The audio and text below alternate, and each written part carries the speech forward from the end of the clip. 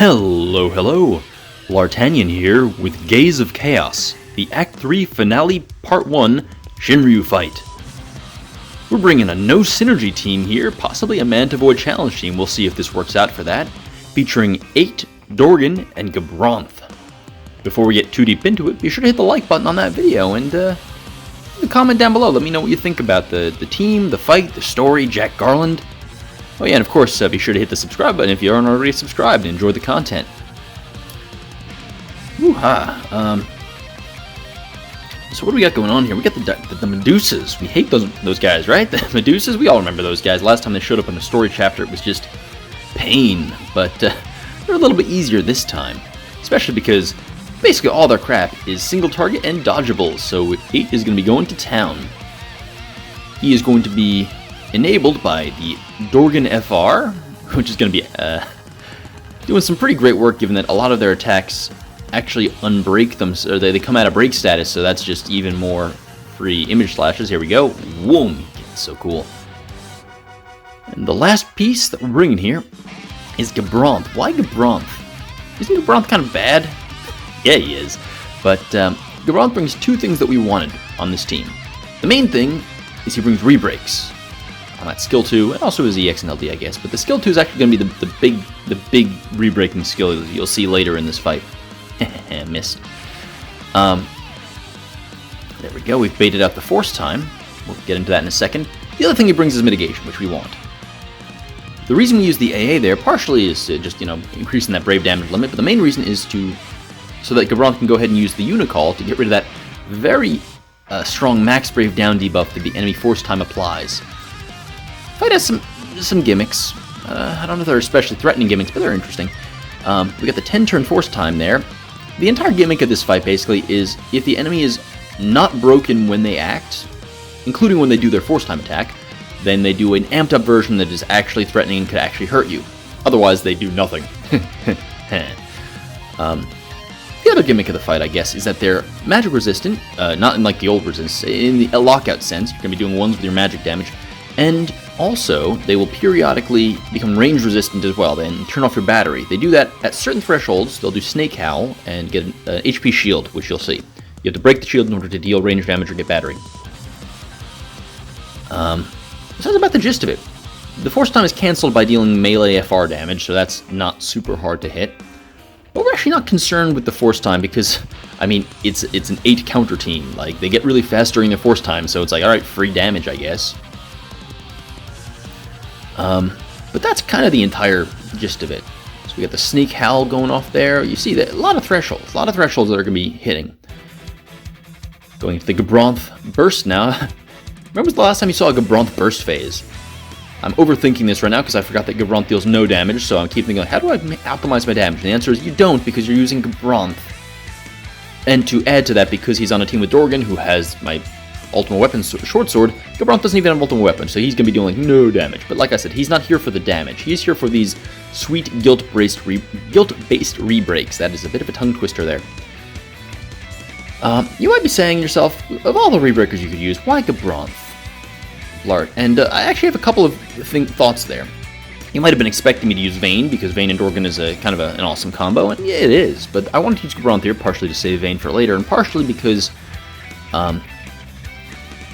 I knew I was using 8 here, I knew we wanted the enemy to take turns. And that means we didn't want Vayne pushing them super far back, and we also didn't want Vayne taking a bunch of free turns during force time, because his individual turns, not the greatest if you're not taking advantage of them with a lot of additional effects, And so I figured, we'll use Gabranth here, who, because of the way his guilt works and his other stuff, his individual turns hit harder than Vayne's does, so that means, more damage in force time. I mean, you could argue Vayne's BT might make up for that, but Gabranth also brings one additional thing that I wanted, which was I just wanted some mitigation on the options that I goofed up and let them act while unbroken. So that was the thought process there. It had the side benefit there of letting us see Gao, the best FR animation ever. Worst FR, best FR animation. Well, worst is an exaggeration, but you know what I mean. Not a great FR these days. I would love to see what they do when he finally gets his Echo. Hopefully they'll give him a rework where he actually has good auras or deals decent damage, or both. God. I mean, if they didn't do that for his BT debut, I don't have high hopes. But anyway, Gabranth. So we're going to go ahead and use the Freya Call now. Freya Call, what the heck? Freya Call? Why are we using Freya Call? That doesn't make any sense. We got a couple of thoughts there. Some of them I talked about before. The base reason I'm using the Freya Call is actually the base call. I wanted the HP regen in case, similar to Gabranth, in case I messed up, I wanted some healing on the team, and Freya Call brings that with her base call. She also has a burst heal on the LD, but we're not using that here. The reason we're using the LD call here is because Freya's LD call actually has some of the beefiest pure auras you're going to find in the game. I think it's like 20% attack, or HP damage, attack, and brave gain, and like 30% brave damage, something like that. It's crazy. Basically, like bringing an entire second, fourth support character onto the team for those 3 turns. The reason we're using a buff call, of course, is because since we're going to be trying to do counters and off turn, we don't want the enemy taking a bunch of turns and wearing out their debuffs. Doesn't, and on top of that, like Seymour call delays, Kurosami does a speed down, Leo call delays. I guess I could use Lilith, but that's only 4 turns. You see what I'm saying? That was kind of the thought process there. That's why I did the way I did. In addition to Snake Howl, I should probably mention, they also have they do a flamethrower attack. Same gimmick, if you break them, or if they're broken, then it doesn't matter, but if it's not broken, it kind of hurts, and it applies a debuff, and it's kind of annoying. Anywho, you're going to see here with Gabranth, I didn't want to use his EX because it's AoE, and I don't want to be pushing them back, so we're actually going to be spamming Gabranth's skill 2 there, because it's single target, meaning instead of forcing the enemy turns back, we're going to be keeping that break order kind of asynchronous or whatever you want to call it, so that their turns come up more often. It's less damage, of course, but Gabranth isn't here to deal damage, as we've clearly shown. Ugh, God, poor Gabranth.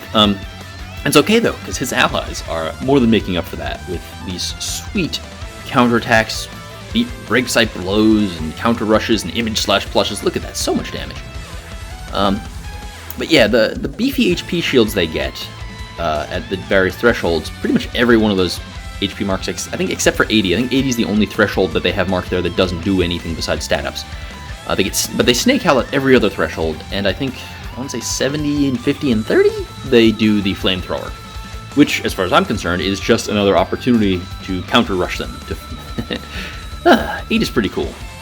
Now you might say, Blar, couldn't you have used Gabranth here, who A, has a shorter counter animation, and B, brings actual auras with him, along with the blue armor that helps the party? And the answer is yes, I could have, but I didn't. Like I said, MtV challenge, we're going to use 8 instead, in hopes of saving Gabranth for later, because that always works out when you save the good units for later in the lockout content.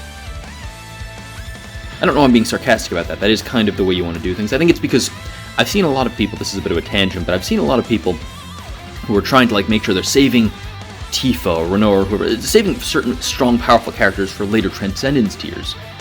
And I think that's kind of a goofy thing to do. The reason is pretty simple. If you think about how often Transcendence comes out and how many characters we get access to, by the time the next Transcendence tier comes out, you're gonna have a whole new roster of new, strong, awesome characters.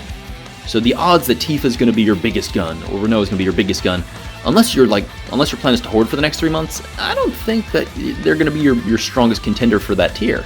Don't get me wrong, they're probably, given as Tifa and Renault, they'll probably be plenty strong. It'll be fine if you do that. But I think stressing about it right now doesn't make sense, because we're not there yet.